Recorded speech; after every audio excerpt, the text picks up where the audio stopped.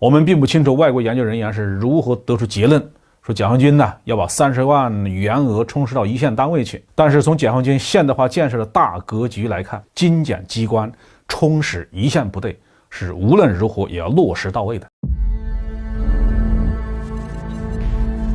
各位网友大家好，我是包明。这期话题呢，我们说一说外媒传的解放军将30万员额充实到一线部队。解放军的现代化建设一直是国内外媒体高度关注的焦点。最近呢，香港的南华早报发表文章说，根据他们的消息，解放军正在精简30万个岗位，其中主要是机关、政工、后勤、干休所等等单位，要把这30万个员额充实到一线部队，从而大大提高战斗力。在历史上对任何一支军队来讲，拥兵拥官都是军队战斗力的大敌。拥兵最严重的时期是发生在中国的宋朝当时由于国防态势极度的恶化，宋王朝是组建了一支庞大的常备军但是起到的作用就非常有限，反而是消耗了宋朝大量的财政资源。在其他的国家，军队人数太多却不能打仗的现象也屡见不鲜。英国陆军已经出现了将军比坦克还多的情况，堂堂的大英帝国的海军现在能够出海打仗的战舰还不到20艘。外国人的问题就让外国人去头疼，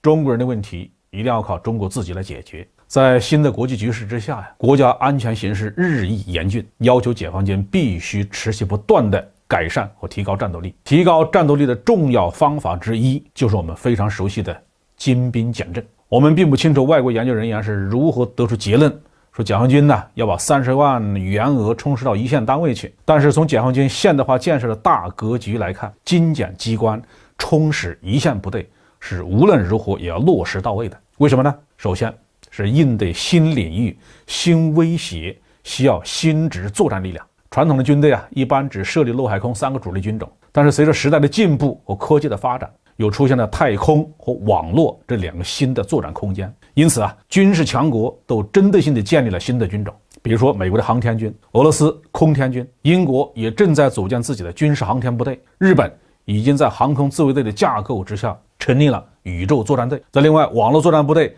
更是世界各个国家都在大力建设的新质作战力量，规模扩张得很快。其次是处置突发事件需要建设机动快反的一线作战力量。现在大国之间已经很难发生全面的战争了。虽然美国一再叫嚣想和中国打一场全力以赴的西太平洋的海空大战，但是从目前的态势来看美国军方也只是说说而已，他既没有财力也没有那个人力。真正可能对我们国家造成直接威胁的，很有可能是一些非传统的战争样式，比如说恐怖主义、突发的边境冲突等等。这种类型的威胁需要在多个战略方向上同时保持多个小规模精干的高战备等级的部队，这就意味着我们的一线部队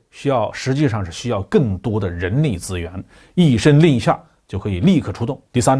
是维护我们的海外利益的需要我们要考虑海外用兵的问题。中国不要其他国家的一寸领土，但是中国公民在海外的人身安全，中资企业在海外的经济利益，国际反恐和维持和平的义务，都呼唤着中国人民解放军必须要具备更加强大的海外的存在。海外力量使用的一个重要的特点就是兵力派遣不多，但是需求很急。没有从国内通向海外的强大的支援体系，派遣出去的维和部队和反恐部队就难以快速到位和持久支撑。这同样的需要我们解放军投入非常宝贵的人力资源。从上面这些需求可以看出，解放军对人力资源的需求在可以预见的未来实际上是不断的增长的。但是为了减轻对国家的负担，中国不会再保持冷战时期那种大规模的常备军，这就需要一是将非军队核心功能与军队尽量的剥离，比如说后勤保障、教育培训等方面的一些内容可以交由地方商业公司